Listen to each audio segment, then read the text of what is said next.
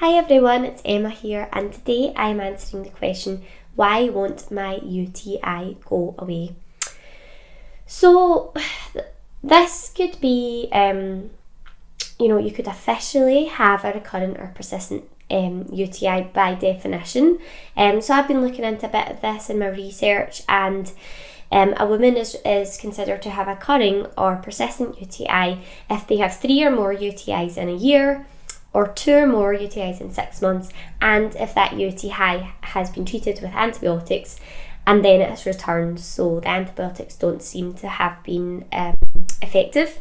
But of course, I think this definition could be quite variable in that someone might not necessarily have used antibiotics, or the frequency could be quite different but persistent over a longer period of time or something like that. But for whatever reason, people do struggle with UTIs that are fairly persistent or on and off for some time, and of course they want to try and get to the bottom of that. So this is why I'm just going to talk through a few reasons, a few common reasons why your UTI might not be going away or might be recurrent or persistent. So number one, I just want to touch on the antibiotics, and it could be for whatever reason that the antibiotics aren't working. So this could be for a few reasons. There's lots of things to discuss with antibiotics actually, but we need to remember that antibiotics are targeting a bacteria infection, and sometimes quite specific strains of bacteria as well.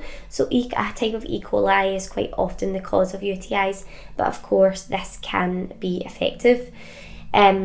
Slightly variable. So first of all, there's that specific strain of bacteria. If it's not a bacterial infection to start with, then the antibiotics aren't going to work. So that could be that there's a different underlying cause in terms of different microorganisms, yeast or fungus or something, which I'm actually going to touch on next as well, so I won't get into that too much detail. But we also have the topic of antibiotic resistance as well, in that some strains of bacteria are starting to become resistant to the antibiotics. So that's just another example of what could be going on. There's then also quite a vicious cycle, or there can be a vicious cycle when it comes to the antibiotics. So antibiotics are not only targeting that strain of bad bacteria, but as they're doing this, they can also harm some of our good bacteria.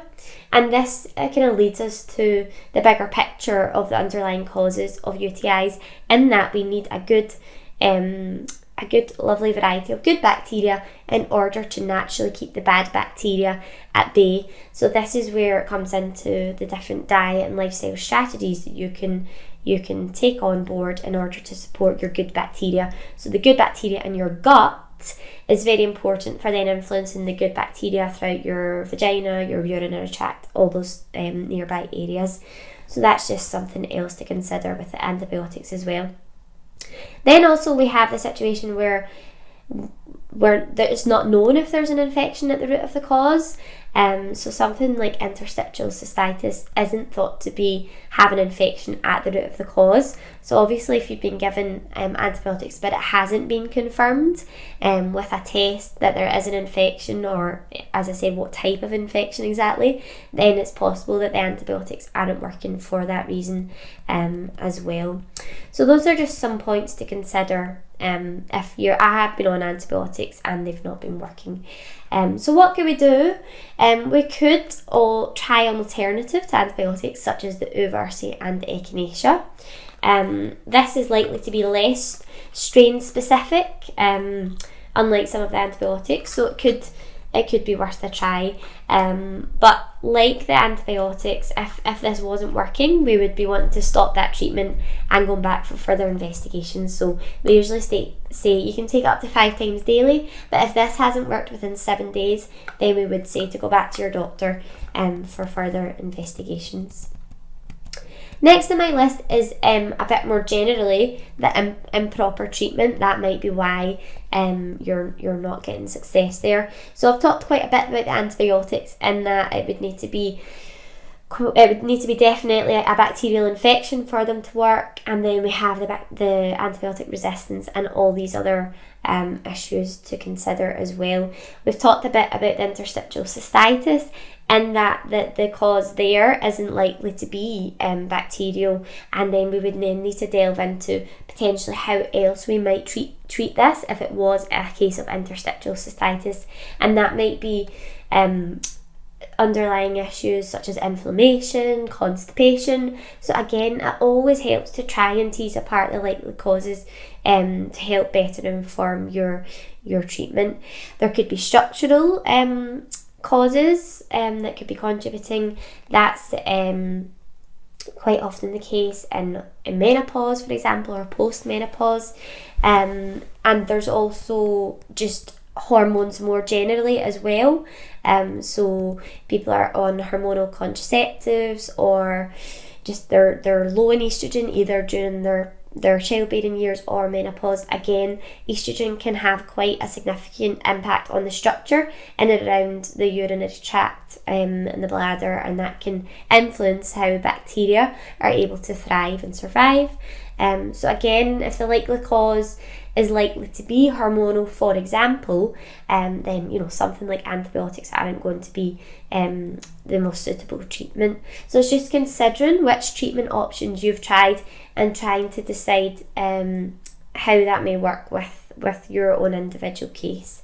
I've also talked through the bacteria in terms of the most common cause, but we know that there might be a different type of infection underlying, in which case the antibiotics may not be the best approach. So there could be a fungal infection, there could be yeast imbalance, so you've got bacteria and you've got yeast, again in and around the digestive tract, the vagina, urinary tract. They can all be quite influenced by these different balances, so there could be a different type of infection that we're missing, and therefore the treatment would be quite different there, a different approach. So these are just all areas to consider. And of course, if you need any help trying to determine the cause or different suitable treatment ideas and options, then please do get in touch with us at the Evoco helpline, and we'd be happy to try and explore that a bit more with you. Or we can also recommend different resources and places for you to go, such as looking into seeing a nutritional practitioner, and they could look into your individual case in more detail as well.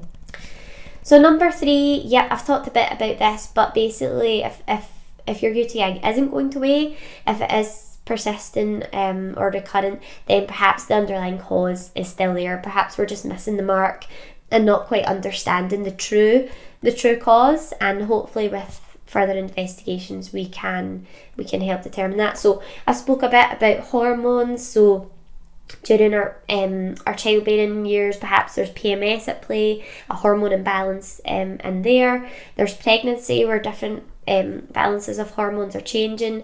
If we're on hormonal contraceptives, these are purposely creating quite a specific hormone imbalance to help protect against pregnancy or treat other symptoms in some cases.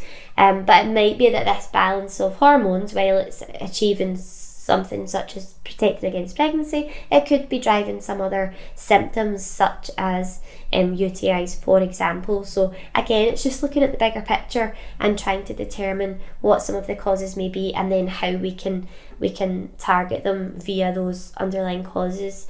We've got blood sugar regulation as well. This can be influenced by diet and underlying inflammation and things.